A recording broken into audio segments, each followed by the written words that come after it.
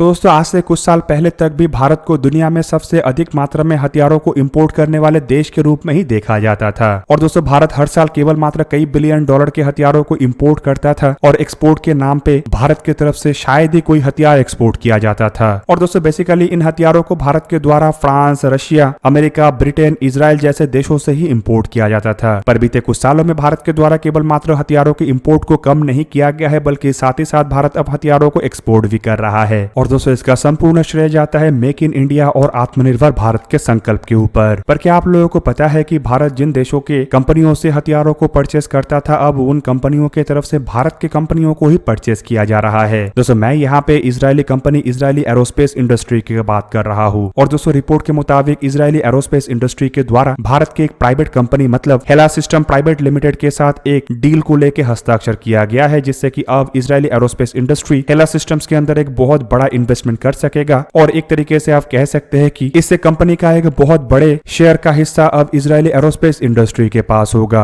पर दोस्तों ये घटना जो है ये किसी भी तरीके से भारत के लिए नुकसानदायक नहीं है और ना ही ये भारत के आत्मनिर्भर भारत के संकल्प या मेक इन इंडिया इनिशिएटिव के ऊपर असर डालेगा, बल्कि ये भारत के लिए एक बहुत ही बड़ा खबर इसलिए है क्योंकि इससे प्रधानमंत्री नरेंद्र मोदी के जो आत्मनिर्भर भारत के संकल्प है ये और मजबूत होगा। दोस्तों इजरायली एरोस्पेस इंडस्ट्री की तरफ से हेला सिस्टम प्राइवेट लिमिटेड के अंदर जो इन्वेस्टमेंट किया जा रहा है ये असल में दर्शाता है कि किस तरीके से इजरायली एरोस्पेस इंडस्ट्री भारत के साथ अपने पार्टनरशिप को लेके कमिटेड है और किस तरीके से डीआरडीओ और अन्य संस्थाओं को मदद करने के लिए काम करना चाहता है। अब दोस्तों यहाँ पे आप लोगों को ये भी जान के रखना चाहिए कि हेला सिस्टम प्राइवेट लिमिटेड अब भारत के अंदर इजरायली एरोस्पेस इंडस्ट्री के जो यूनिट एल्टा है उसके सिस्टम्स को मेंटेन, रिपेयर और ओवरऑल करेगा और साथ ही साथ टेस्टिंग के साथ टेक्निकल सर्विस भी देगा, जिससे कि भारत में जिन सप्लाईज को किया गया है उसके मेंटेनेंस को लेके भारत को किसी भी तरीके का कोई मुश्किल ना आए। मतलब एक तरीके से आप कह सकते हैं कि एल्टा सिस्टम से भारत के द्वारा जो रडार या अन्य इक्विपमेंटों को परचेस किया गया है वो अब भारत में ही भारत के इस प्राइवेट कंपनी के द्वारा मेंटेन करना और आसान हो जाएगा। दोस्तों भारत की जो प्राइवेट कंपनी हेला सिस्टम है ये असल में एक ऐसा कंपनी है जो कि रेडियो फ्रीक्वेंसी और माइक्रोवेव स्पेशलिस्ट के साथ काम करता है और कटिंग एज टेक्नोलॉजी जैसे कि फ्यूचरिस्टिक मिलिट्री एप्लीकेशंस को डेवलप करता है। हेला सिस्टम्स के अंदर आईएआई का ये जो बड़ा इन्वेस्टमेंट है केवल मात्र आईएआई के इक्विपमेंटों के मेंटेनेंस में ही मदद नहीं करेगा, बल्कि दूसरी तरफ हेला सिस्टम्स को भी अपने खुद के इक्विपमेंटों के डेवलपमेंट में भी मदद करेगा, जिससे कि दोस्तों भारत में भी कटिंग एज ऐसे टेक्नोलॉजी बन सकेगा जो कि आज तक इजरायली कंपनी आईएआई के द्वारा ही बनाया जाता था। अब दोस्तों यहाँ पे आप लोगों को ये भी जान के रखना चाहिए कि इजरायली एरोस्पेस इंडस्ट्री की तरफ से बनाया हुआ कई तरीके के हथियार और कई तरीके के सिस्टम्स और सब सिस्टम्स का इस्तेमाल भारत के हथियारों में भी हो रहा है और भारत के लगभग तीनों बेड़े में ही इजरायली एरोस्पेस इंडस्ट्री के इक्विपमेंटों का इस्तेमाल होता है, जिनमें सबसे बड़े मात्रा में तो ड्रोनों का इस्तेमाल भारत करता है, जबकि भारत में जो जहाजों में एल्टा के रडारों का इस्तेमाल होता है वो भी इजरायली एरोस्पेस इंडस्ट्री का ही हिस्सा है। इवन हाल ही में जो तेजस मार्क 1A एयरक्राफ्टों के लिए रडारों को परचेस किया गया है वो भी एल्टा सिस्टम के ही रडार है जो कि इजरायली एरोस्पेस इंडस्ट्री का ही हिस्सा है।